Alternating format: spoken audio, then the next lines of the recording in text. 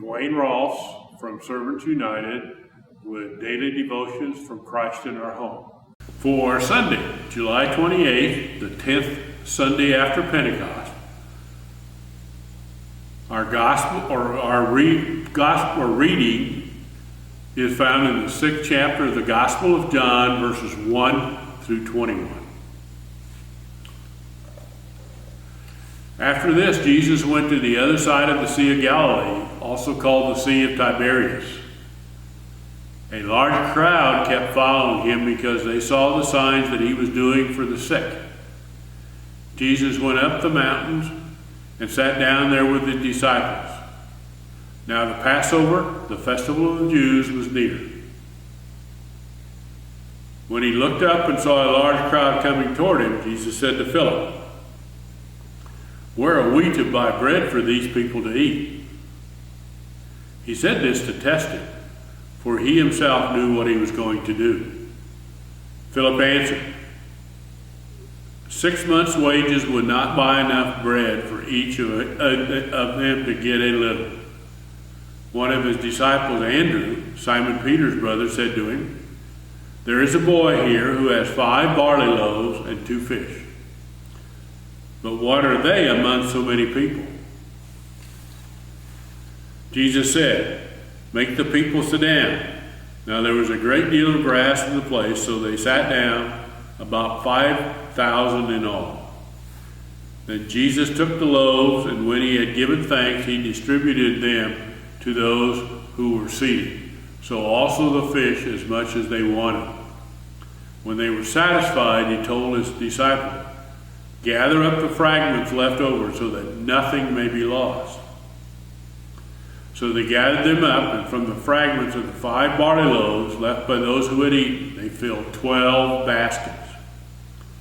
When the people saw the sign that he had done, they began to say, "This is indeed the prophet who has come into the world." When Jesus realized that they were about to come and take him by force to make him king, he withdrew again to the mountain by himself.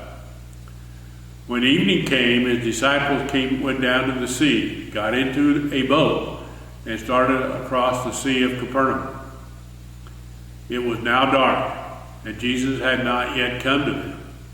The sea became rough because a strong wind was blowing. When they had rowed about 3 or 4 miles, they saw Jesus walking on the sea and coming near the boat. And they were terrified. But he said to them, "It is I. Do not be afraid." Then they wanted to take him into the boat, and immediately the boat reached the land towards which they were going. Jesus told his disciples, "Gather up the fragments left over so that nothing may be lost." My husband's family and my family have very different views on leftovers. In Jeff's family, leftovers are a thing to share. In my family, leftovers are something fiercely guarded. Leftovers are often viewed as expendable, but they too can be nourishing and life-giving. Jesus provides overflowing plenty, everything the hungry and yearning need, and then some. It makes such an impression that people wish to make him king. God gives generously, and God can take even the bits and pieces, the scraps, the leftovers of our lives, to grace us abundantly. Nothing is lost or wasted. Even painful or troubling times may be used by God to feed, strengthen, and nurture us for the road ahead. God gathers them up to reveal lavish love and compassionate provision throughout our days. Jesus speaks tenderly, "It is I. Don't be afraid. Give me even the pieces. Nothing is lost in my creative redeeming." Our prayer: God, help me entrust to you the used up, leftover pieces of my life. Feed me with your grace. Amen. Please join me in the Lord's Prayer. Our Father who art in heaven, hallowed be thy name. Thy kingdom come, thy will be done, on earth as it is in heaven.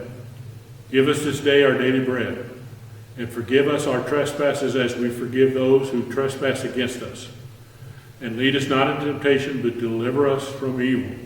For thine is the kingdom, and the power, and the glory, forever and ever. Amen.